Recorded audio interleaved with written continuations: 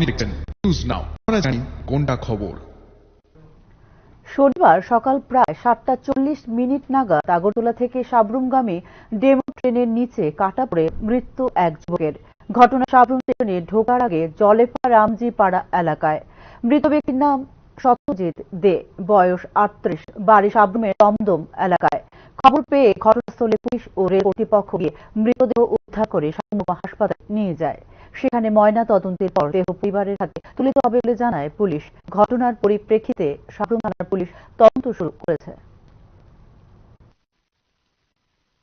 আজ সকালে আগরতলা থেকে এক ট্রেন যার নাম্বার 75682 ট্রেনটি আসার সময় রেলে নিচ্ছে এক ব্যক্তি যার নাম সত্যজিৎ দে।